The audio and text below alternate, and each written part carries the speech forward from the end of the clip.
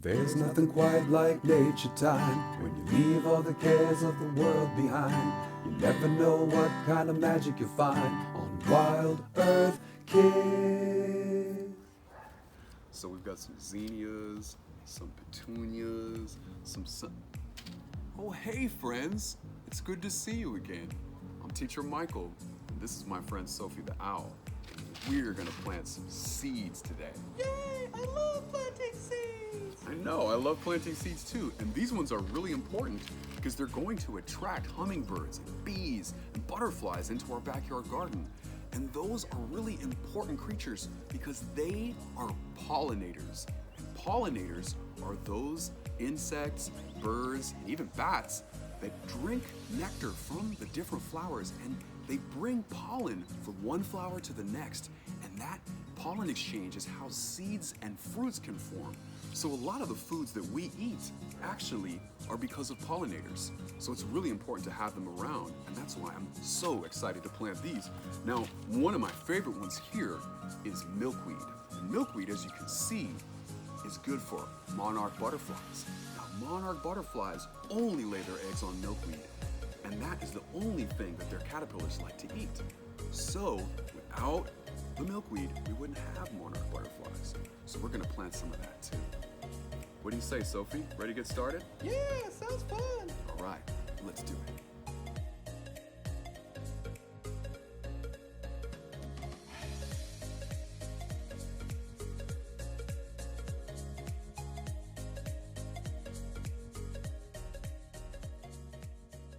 I'm back here in the backyard again, and ooh, did you hear that? That was a crow. And if you notice over here, I've got something interesting. This is a hummingbird feeder, and inside it is a sweet, sugary water the hummingbirds love. And they're really attracted to the color red, so they come over here to check it out. And then there's little holes in these yellow plastic flowers that they can put their long little tongues through, and they get out the sugar, which is what they do with flowers. They actually go from flower to flower, and they get the tiny bit of nectar that's out of the bottle. And maybe if we're patient, one might come by. Oh, I see one right now. I see a hummingbird. Now that we found today's animal, you know what time it is. It's teacher time!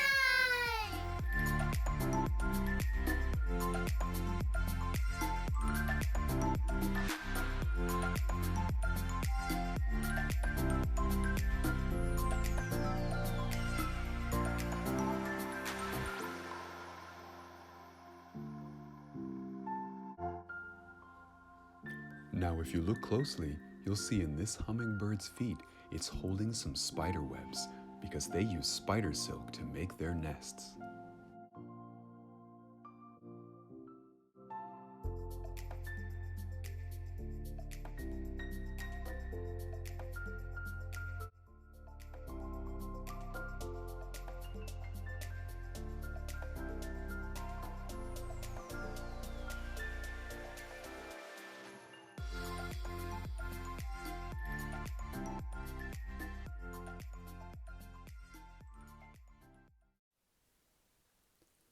Four little hummingbirds sitting in a tree.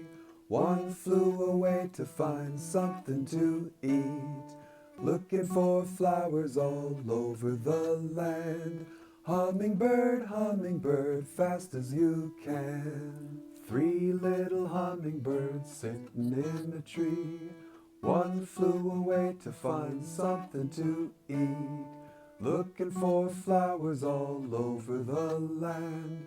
Hummingbird, hummingbird, fast as you can. Two little hummingbirds sitting in a tree. One flew away to find something to eat, looking for flowers all over the land. Hummingbird, hummingbird, fast as you can. One little hummingbird sitting in a tree. Then it flew away to find something to eat, looking for flowers all over the land. Hummingbird, hummingbird, as fast as you can. Wow, those hummingbirds sure were cool, weren't they, Sophie? Ooh, ooh, ooh, yes. And I really like how their wings go so fast. I know, huh? Because owl wings are really soft and quiet, aren't they? Yes, completely silent. Wow. Yeah, those hummingbirds are just buzzing around. It was really interesting. Well, you know what, Sophie? Guess what time it is now? Ooh, it's story time! Yeah, story time! My favorite! This story is called The Lorax by Dr. Suess, a Random House book. For Audrey, Lark, and Lee with love. At the far end of town, where the grickle grass grows, and the wind smells slow and sour when it blows, and no bird ever sings excepting old crows, is the street of the lifted Lorax. And deep in the grickle grass, some people say, if you look deep enough, you can still see today where the Lorax once stood, just as long as it could before somebody lifted the Lorax away. What was the Lorax, and why was it there? And why was it lifted and taken somewhere? From the far end of town where the grickle grass grows, the old Onceler still lives here. Ask him, he knows. You won't see the Onceler, don't knock at his door. He stays in his lurkum, on top of his store. He lurks in his lurkum, cold under the roof, where he makes his own clothes out of miff-muffered moof. And on special dank midnights in August he peeks out of the shutters, and sometimes he speaks and tells how the Lorax was lifted away. He'll tell you perhaps, if you're willing to pay. On the end of a rope he lets down a tin pail, and you have to toss in 15 cents and a nail, and the shell of a great-great-great-grandfather snail.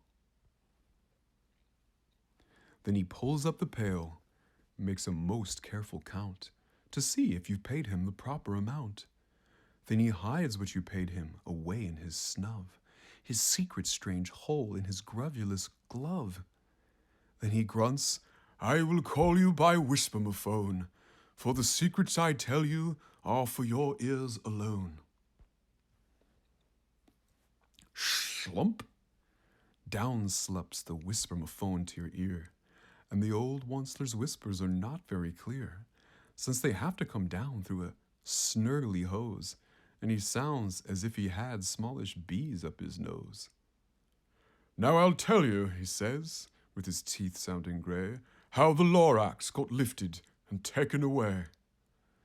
It all started back, such a long, long time back. Way back in the days when the grass was still green, and the pond was still wet, and the clouds were still clean, and the song of the swami swans ran out in space, one morning I came to this glorious place, and I saw the trees, the truffula trees, the bright-colored tufts of the truffula trees, mile after mile in the fresh morning breeze. And under the trees I saw brown barbaloots frisking about in their barbaloot suits as they played in the shade and ate truffula fruits. From the ripulous pond came the comfortable sound of the humming fish humming while splashing around. But those trees, those truffula trees, all my life I'd been searching for trees such as these. The touch of their tufts was much softer than silk, and they had the sweet smell of fresh butterfly milk. I felt a great leaping of joy in my heart. I knew just what I'd do. I unloaded my cart. In no time at all, I had built a small shop. Then I chopped down a truffula tree with one chop. And with great skillful skill and with great speedy speed, I took the soft tuft and I knitted a thneed. The instant I'd finished, I heard a gazump. I looked. I saw something pop out of the stump. Of the tree I'd chopped down, it was sort of a man. Describe him? That's hard. I don't know if I can. He was shortish and oldish and brownish and mossy, and he spoke with a voice that was sharpish and bossy. "Mister," he said, with a sawdusty sneeze, "I am the Lorax. I speak for the trees. I speak for the trees have no tongues. And I'm asking you, sir, at the top of my lungs." He was very upset as he shouted and puffed, "What's that thing that you've made of my truffula tuft?" "Look, Lorax," I said, "there's no cause for alarm. I just chopped one tree. I'm doing no harm. I'm being quite useful. This thing is a thneed. A thneed is a fine something that all people need. It's a skirt, it's a shirt, it's a sock, it's a glove, it's a hat. But it has other uses, yes, far beyond that. You can use it for carpets, for pillows, for sheets, or curtains, or covers for bicycle seats." The Lorax said, "Sir, you are crazy with greed. There is no one on earth who would buy that fool thneed." But the very next minute I proved he was wrong. For just at that minute a chap came along, and he thought that the thneed I had knitted was great. He happily bought it for $3.98. I laughed at the Lorax. "You poor stupid guy. You never can tell what some people will buy." "I repeat," cried the Lorax, "I speak for the trees." "I'm busy," I told him. "Shut up, if you please." I rushed across the room, and in no time at all, I built a radio phone. I put in a quick call. I called all my brothers and uncles and aunts, and I said, "Listen here, here's a wonderful chance for the whole Once family to get mighty rich. Get over here fast, take the road to North Nitch, turn left at Weehawken, sharp right at South Stitch." And in no time at all, in the factory I'd built, the whole Once family was working full tilt. We were all knitting thneeds just as busy as bees, to the chopping sound of truffula trees.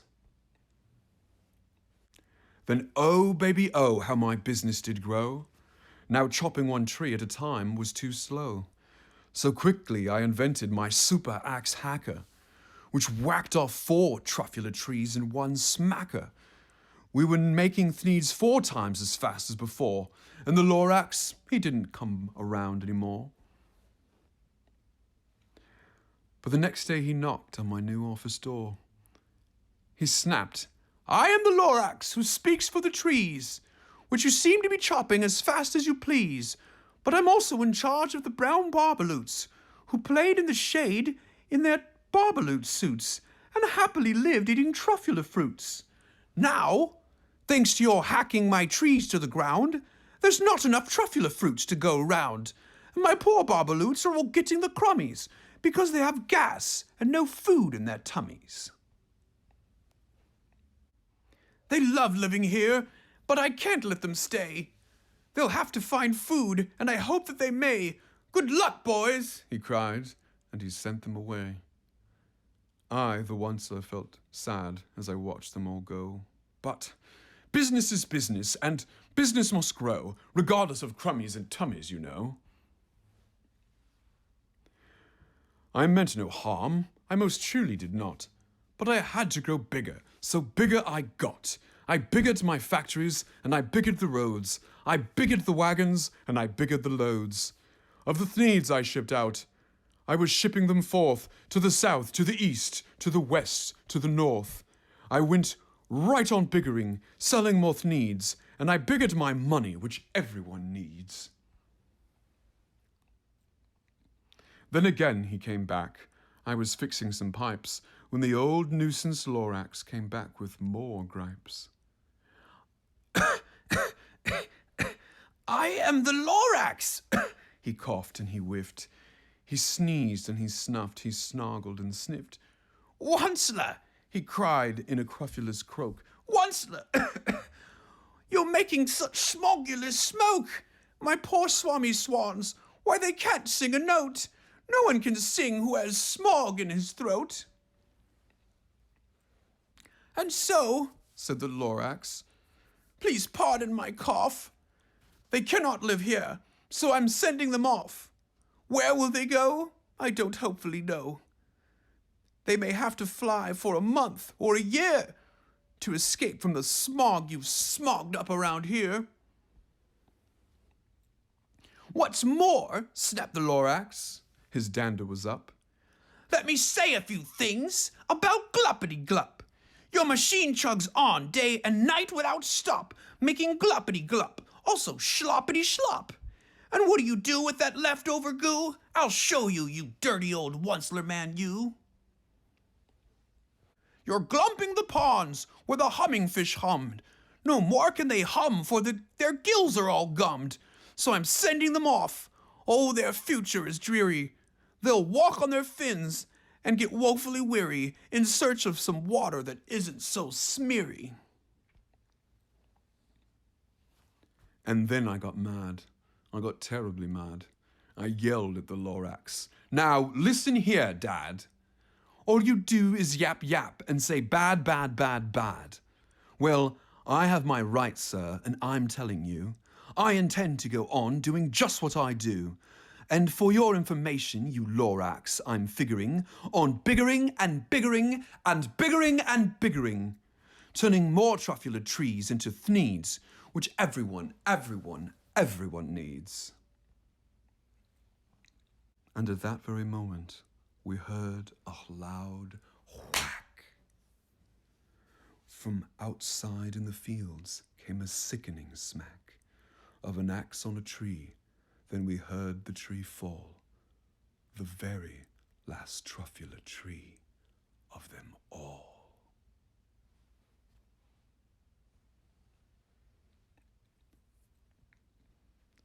No more trees, no more thneeds, no more work to be done.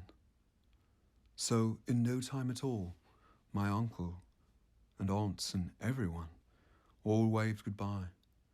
They jumped into my cars and drove away under the smoke-smuggered stars. Now all that was left neath the bad-smelling sky was my big empty factory, the Lorax, and I. The Lorax said nothing, just gave me a glance. Just gave me a very sad, backward glance, as he lifted himself by the seat of his pants. And I never forget the grim look on his face when he hoisted himself and took leave of this place, through a hole in the smog without leaving a trace. And all that the Lorax left here in this mess was a small pile of rocks with one word, unless. Whatever that meant, well, I just couldn't guess. That was long, long ago, but each day since that day, I've sat here and worried away. Through the years, while my buildings have fallen apart, I've worried about it with all of my heart. But now, says the Onceler, now that you're here, the word of the Lorax seems perfectly clear. Unless someone like you cares a whole awful lot, nothing's going to get better. It's not. So, catch, calls the Onceler. He lets something fall. It's a truffula seed. It's the last one of all. You're in charge of the last truffula seed, and truffula trees are what everyone needs. Plant a new truffula, treat it with care, give it clean water, feed it fresh air, grow a forest and protect it from axes that hack. Then the Lorax and all of his friends may come back. And snip, snap, snout, this tale is all told out. Wow, that was a really cool story. It's actually one of my favorites. Woo, woo, woo! Me too! You know, I think that it's a really important story because it shows us that we really need to take care of nature. Oh, yeah! You know, we can use things that we need, but it's really important that we don't use more than we need, like the Onceler was doing. Oh, yeah! Because, I don't know, what do you think, Sophie? What happens if we use more than we need. Well, if you take too much, then eventually it's all gone, just like in the story. I know. So that's why we read that one today, so we could think about that. Cool. Now it's time for a song. We're all connected. Dolphins and whales, may you always swim free, splashing your tails in the waves of the sea. I am connected, you are connected, we're all connected to each other. I am connected, you are connected, we're all connected to each other. Eagles and owls, may you always fly high, spreading your wings in the clear open sky.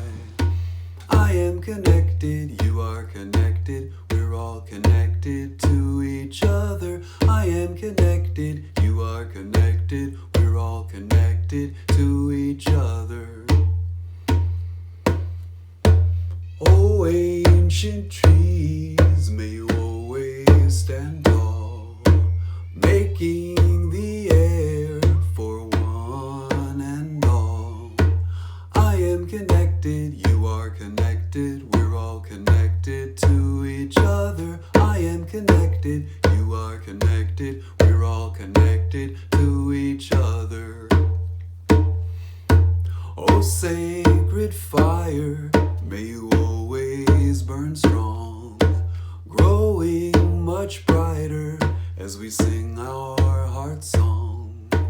I am connected, you are connected, we're all connected to each other. I am connected, you are connected, we're all connected to each other. I am connected, you are connected, we're all connected to each other. I am connected, you are connected, we're all connected to each other.